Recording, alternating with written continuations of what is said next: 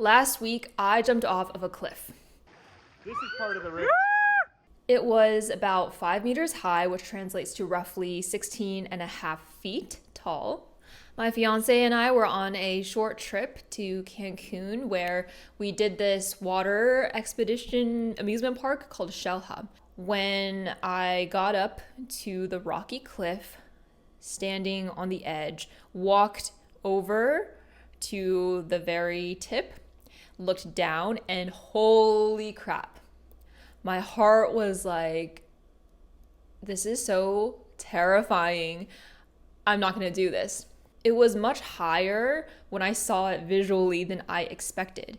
It's almost like dropping from a very tall building, like 1 story. And after this experience, I was thinking, what pushes us to do scary things? How do we do the scary things that we know we will love after we've done it? What got me to still jump off that cliff, even though every inch of my body was telling me no? I also thought this was incredibly important because I feel like many of us, myself included, we may grow up with this sense of fear of what others think or of our own abilities, which causes us to miss out on so many great opportunities and the beautiful life that we can build for ourselves. Like I always emphasize on this podcast, I'm incredibly passionate about making our one life the best one it can be by really remembering that it's truly our one life, our one shot, where we want to make the most of the time we have. I walk over to the edge of the cliff and I decided that I'm going to honor what I've decided earlier, which is to proceed with jumping. I had a strong conviction at this point that I was not going to leave this park that day without having jumped off this 5-meter cliff. I actually stood at the top of the cliff for a long time before actually jumping. Sean was waiting for so long trying to film me before I actually jumped. And in the moment of jumping, I just forced myself to not think about it any longer, to not hesitate any longer, because the longer I waited, the more fearful I got. So in the moment of jumping, it was like I had zero thoughts in my mind. I didn't think, I just did. I just executed. And obviously, I am okay. I'm here, fine, speaking with you today. I think that one of the biggest things that got me to do it at the end was the knowledge that I was going to be okay. That even though this is incredibly scary and not something many people might do, and not something that I've ever done before, that I knew there was water at the bottom and I know how to swim. At the end, it was like, why wouldn't I do it if I know I'm absolutely going to be okay? But actually, I was wrong. I was not just okay. I was more than okay. That's what happens every single time you do something scary that you feel in your heart you want to do. When you follow through and do something that just speaks to you, no matter how scary it is, you will be more than okay because of how brilliant you feel after it. Knowing that you did the scary thing and you survived and you've gained that new sense of confidence in what you can do. Falling deep into that cold water was exhilarating. And right after, I almost felt like I wanted to do it again just to feel the thrill. With that experience, I feel like I can maybe jump off a higher cliff next time. And that's how life works. That's how we become better and make our lives better and better. It's by tackling the little hills first, and then we can move on to bigger and bigger mountains, where those new mountains we tackle look as small as the smaller hills from before. Because while challenges might be getting bigger for us in life, we are also getting stronger and more skilled, such that even when we get older and become adults, we might be like, wow, these problems are so much bigger than the ones we had as kids. Things are so much scarier to take care of their responsibilities. Even though we may think that, actually, those problems to you as an adult are still the same relative size than the smaller problems were to you as a kid. Realizing all the scary things I've done in my past, which I'm so grateful for, and then adding this new one to the list of jumping off a cliff, I really wanted to talk to you about this today to encourage you to go ahead and do whatever you're hesitating about, to show you that when you do the scary thing, you can tell yourself it's going to be okay because you are strong enough to be fine at the end of it. But also, you are going to be more than okay. Hi, for those who don't know me, my name is Amy, and I was a graduate from Caltech, the California Institute of Technology in 2021, where I majored in chemical engineering. I worked as a management business consultant for my first full-time job after graduation, and I also built my main YouTube channel, my non-podcast channel, to 200,000 subscribers. Yay! So naturally, as you can imagine, I've done quite a lot of scary things. So today I'm going to go through 3 little examples that made a huge difference in my life, which I hope will inspire you to go out and be brave and slay that dragon that you're scared of. The first example is about pivoting careers. As I said, I majored in chemical engineering, and growing up, I had always had it ingrained in me that I had to do something STEM focused, science and engineering focused, because that was stable. Plus, my strength was in math. So to me, I was accumulating all these years of experience and knowledge that it would be crazy to not continue leveraging that in some way. However, the summer before my senior year, I did an internship in biotech. And although I was very excited about joining this company and doing this engineering job after graduating, I was advised strongly not to.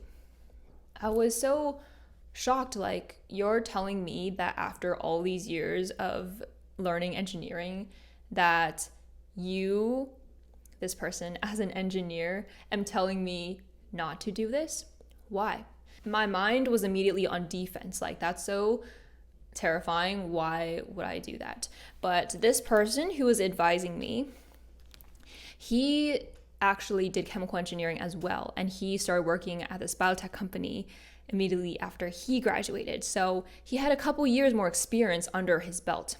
I realized that if he was exactly in my shoes, then it would do me very well to listen to them. I always advise us to listen to people who have gone through experiences so we don't have to learn the hard way. He recommended that I look into business management consulting. I did, and I actually realized that this might be exactly what I'm looking for to learn more soft skills and become the leader that I wanted to in the future. I will skip the details because this isn't a career talk. I just wanted to give some context for why this was something I was scared of. But I decided, you know what, he's right, and I'm going to take this leap of faith to recruit for this completely new industry. Not only that, but business management consulting takes a lot of prep work. Basically, you have to study for these case interviews, which are like a technical interview, but for business. Not knowing whether I could even get this job, I put my all into this preparation. I cased up to 4 times a day, which was about an hour and a half each time. I went ham on doing this thing that I didn't know was going to pay off at the end. Going into that final round interview, my literal body was shaking and tingling throughout, before, and after. Like, I felt like I was going to get a migraine because of how terrifying this was to do this kind of interview and to trust myself to do this. Fortunately, I got the offer. Yay! When I look back now, I'm so grateful that I took that leap of faith to pivot careers and do something I was completely unfamiliar with. Because in my heart, I knew that this was the right decision, that is what would speak to me and would put me on a farther starting point on the path that I knew I wanted to go down eventually. So even though it was scary to make this decision, and not only make this decision, but pour in all that time and energy into something I didn't know was going to pay off, despite all that, I knew that I had to try. because only then can I see what is possible. Where I thought that there was only one path, but if I try, I can see whether this is another option for me. I struggle with the sunk cost fallacy a lot, but at the end of the day, what I weighed was, would I be sacrificing the potential of a brighter, more suitable future for my past efforts? And what I weighed higher was my future self, because my past efforts are in the past. It's about looking forward and what I can do looking forward. Also, if there are credible voices telling you to do something, in addition to you feeling like that's the right thing to do, then my instinct is I have to listen to it. I think sometimes we get held back by fear so much that we will not do the things that we know we should do and the things that credible, successful people advise us to do. But we have to realize that that fear is what's holding us back. The fear is not helping us here, it's actually hurting us.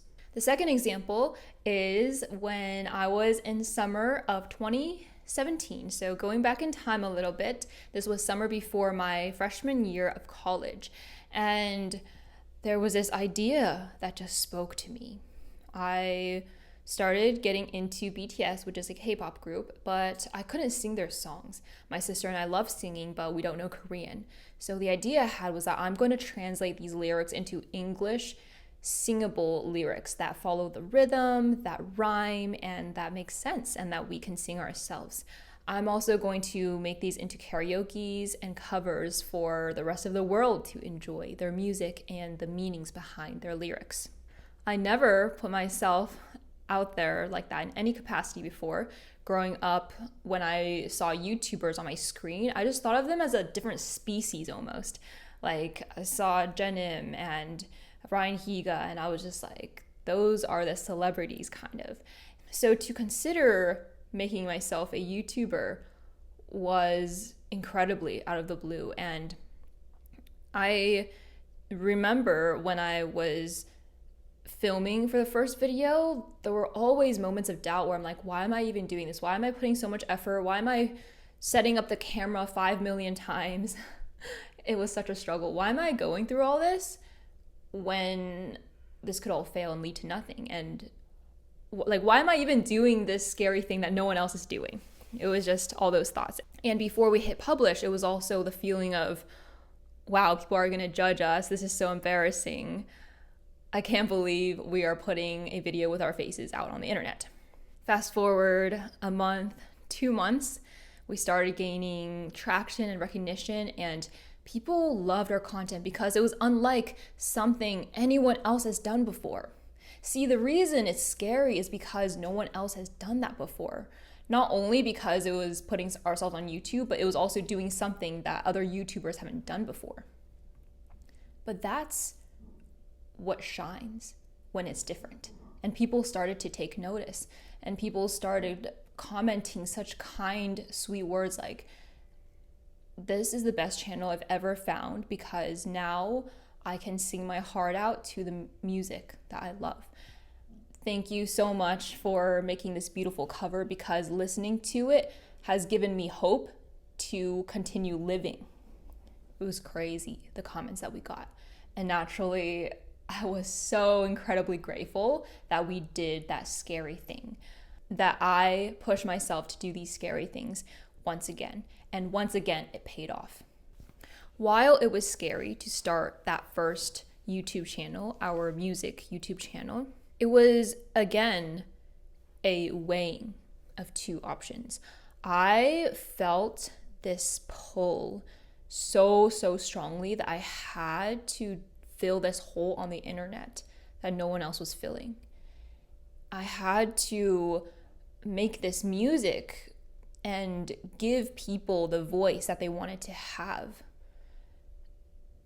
I wanted that so much that in times of self-doubt and lack of courage, it felt like those negative emotions didn't even matter.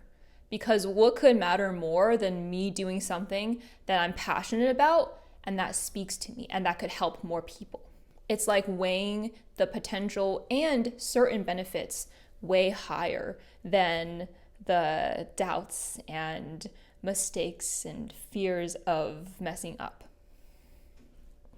I know I'm saying the word scary a ton in this video. When I have a certain topic, I try to circle back to the main words and theme. Thus, I might repeat the word many times here. Maybe we should start a counter or something. The third example is probably my most insane, best leap of faith ever. In that same internship I was talking about earlier, in example 1, that person who convinced me to not return to engineering is my now fiance. It's a cute story, which I'll save for another time. But he was a full-time employee at that company, just 2.5 years older than me, actually. Previously, when it came to relationships and love, I have been brought down so many times that I just had no hope. It sounds so sad. I just had no faith that I would find anyone, let alone the one. I'd been let down by people, whether it was in high school, in college, and even had the people I was interested in, like my friends. Anyway, this is not a relationship video either. But the point of that context is that to put myself out there and to indicate that I was interested in someone was very scary because of all that rejection and terrible experience prior. So with Sean, my now fiance, in that internship, I just somehow was like, screw it. This is my limited time in this company for the summer. So why don't I just be friendly and get to know someone and really just be more outgoing than I ever was? So I would strike up conversations as a little intern too, right? Like you feel like you're lower than everyone. So I think that's kind of bold of me to also just initiate discussions and be my witty, usual, louder self. Again, not going into the full details because that story is for another time. But I made some moves that to Sean were clearly like, I'm interested in you. It's not anything like weird, like awkward or inappropriate for work. I'm just saying like, oh, maybe like texting or things like that, where it was just a little more than you would say to a friend, I guess. It wasn't anything flirty. I'm not a flirt. But I definitely put myself in a vulnerable position to be rejected because he knew that I was interested. So it could easily be like, I don't like you immediately. However, on that last day in the internship, he brought me somewhere and he confessed. And he said that the reason he was courageous enough to tell me on the last day was because I had confidently shown him that he wouldn't be rejected. So you see here in a relationship, someone has to give. Someone has to make a move that makes the other person more confident. Like if you're scared of being rejected by someone, they could also be scared of rejected by you. And then how scary would it be with two people both really loving each other? Well, not loving yet. With two people really interested in each other, but never letting each other know. So it was me being vulnerable, saying like, hey, I have the capacity to be rejected right now, but I'm still willing to show you my feelings, such that he is no longer scared of rejection. But if we were both scared of rejection, then nothing would have happened, and we would have never admitted that we were the one to each other and then be engaged right now. That's incredibly insane, guys. Please take the leap. If you don't remember anything from this episode, just remember that I'm literally engaged to the love of my life because I did not let my fears hold myself back. It is just such a regretful thing if you don't know what could have been. But that's what fear does to us. With experiences like this, now when I moved to New York City, I put myself out there again. I'm a complete newbie in this huge city, but I DM'd other creators who I thought were great. And now I'm like the best friends with some of them. And I have this fun community now where I go to events and things. And that would not have been possible if I had not just gotten over that self-doubt that people would reject me. From this experience, that I know that I am the driver of my own life, that fear is not going to be something that holds me back. I am not going to be put in the back seat to fear. When I think about kids, sometimes in my mind, it's that they're so young and fearful of anything. Like the smallest little sound can make them jump or something simply because they don't know what it is. I think that we, as adults, may think that we get braver and more confident with time and experience because now we understand how the world works. We know that a tree is a tree. We know that a fire is hot, so we won't touch it. However, I think that actually the opposite is true. That because kids have not accumulated self-doubt and known mistakes, that they actually are bolder and braver. And that's why little kids have such big dreams. When I was in Shanghai earlier this year, this cute little kid came up to me with a camera and was like, "Can you please take a picture of me and my mom?" It was the sweetest thing. I was like, wow, this kid is so brave for doing this. But I realized that a lot of kids are able to go and ask for candy or scream in a public area. And it's because they don't have enough of that doubt or like awareness of how the world works, where they're just like, I'm going to do what I want to do. I don't have a fear of anything. What is fear even? As early as elementary school, I had accumulated self-doubt that changed the way I act. I was made fun of for the way I dress and the way I'd pronounce some words. These experiences, especially when we're young, making us feel like conformity is the top priority, really changes the way that we view our potential and can make even the simplest things seem daunting. I remember when I was in middle school, I would fear the sound of my own voice, so I'm not gonna go ask a stranger for directions or ask a stranger to help take a picture for me. Thus, something I'm reminding myself of too is to be a kid again. I've accumulated a lot of mistakes, but I think now I'm able to place those mistakes as less weight in my head.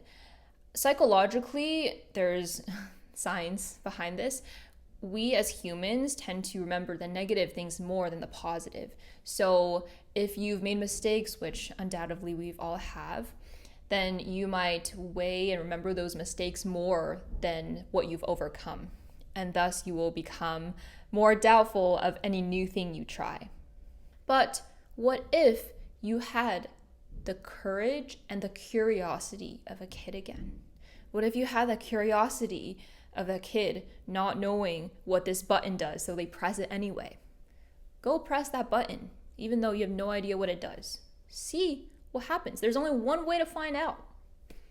What's this hand motion? That's exactly how you can achieve the dreams you had as a kid, rather than just accepting that every dream gets crushed when you're an adult. Don't accept it, because the ones who do reach their dreams are the ones who can channel that inner child within them again. I suppose that this discussion of being a kid again and reaching your dreams could be a whole nother podcast episode on its own, like how to achieve your dreams. But I want to illustrate the interconnected nature of all the things I discuss within these videos. So just a heads up about that. I think is really exciting and mind-opening to make connections between seemingly disparate ideas. It would not be an Amy video without a mention of yin-yang every once in a while. So, as a reminder, yin-yang is a concept where mindset and action are two elements that self-perpetuate in an interconnected circle. So if you have a great mindset, that will lead to great actions, and great actions will make you have a better mindset, and that will continue into a positive spiral. On the other hand, if you have a negative mindset, Perhaps you had a rough day and you were tired. So then you go on your phone and then you do things that are bad for you. Then your mindset's going to be worse. And if your mindset's worse, you're going to be even less likely to do the productive things that are good for you. In these big sister / friend conversations, these podcast episodes, I really want to emphasize the importance of mindset, because I don't think that the internet has enough advice about how to think. It's more about the actions to do, like wake up at 6 a.m. So the mindset shift here to help you with the mindset part of yin yang. Cliff jumping. Why did I do it? Let's go back to that. Before I decided whether or not to jump off that 16 feet cliff, I had a bigger fear than jumping off. And what was that? I thought, how scary would it be to not do it? To go home with regret and to not know the next chance I would have to do this. When would I be back in Mexico? When would I be in this water park? When will I see this tall cliff again and be able to feel that exhilaration that I know I will have? I would feel so much guilt and almost shame at not trying something. Regret. That's what's scary. This is the mindset shift that helps me, that I hope will help you too, where it's again weighing two things. It's way scarier to not know what could have been than the scariness of simply doing the thing. One is weighed higher than the other. Instead of being scared of doing that thing, be so incredibly terrified of what would happen or not happen if you didn't do the thing. This is incredibly evident in each of the 3 examples that I gave, but also in all of the examples as an accumulation, because all of these little scary things that I do day after day accumulate into the path that I'm on right now. Having conviction in doing the things even when I don't feel like it push me farther and farther into the person I am today. And I'm incredibly proud of the person I am today. You live a happier, more fulfilled life when you can go back and say, hey, I did that. The result might have been bad or it might have been good, but it doesn't matter because I did that anyway. And I'm proud of myself. Live in a way where you will be proud of yourself, because at the end of the day, our lives are limited. Our lifespan is limited. Something can happen tomorrow. COVID, the pandemic, can happen tomorrow again. And do you want to live with regret to be like, oh, well, now I can't do that thing that I've always wanted to do? When I was in Caltech, sure, workload was really hard and maybe it's kind of scary to schedule going to LA when I still had 5 more hours of homework to do. But I did it anyway because I know that I'm going to be okay and I'm going to be able to handle it. And now I'm so grateful that I did, because after the pandemic hit, I never went back to college and had that amazing experience with my friends again. You need to live every day like it's your last. So, well, this went a little bit off script, off the rails like I do. But it's the idea that if your life were to end in a month, you would do all the scary things you want to. There's no reason to not do them. So have that mindset right now, today. How scary would it be to not know what your potential is simply because you never gave yourself the chance to reach it? That's the mindset shift. Thank you so much. I hope you'll check out the rest of my podcast episodes where I dive deep into topics that I hope will inspire you to reach your potential and live your best life. I'm Amy. Thanks for being at my kind of chaotic one-person podcast. I'm thinking of having guests on soon, so stay tuned for that. That'll be so fun. My very first podcast episode actually was with my friend Taiki, and it was one of the best conversations I've ever had. My mind was like exploding by the end of that conversation. So please check that out. It's a very long one, which is crazy because we literally talked straight through. So you can watch it in chunks, but I promise, like always, there's a lot of wisdom. I said this in the video about how to overcome your insecurities, but I want to say it again here just in case.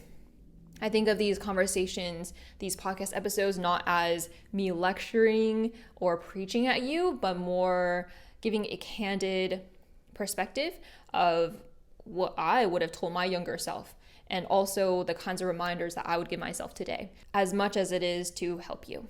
Let me know if there's anything I can be doing better, and comment what you'd like me to talk about next. Thank you so much for engaging, for liking, for sharing, and I love reading your thoughtful comments. Thanks, and until next time.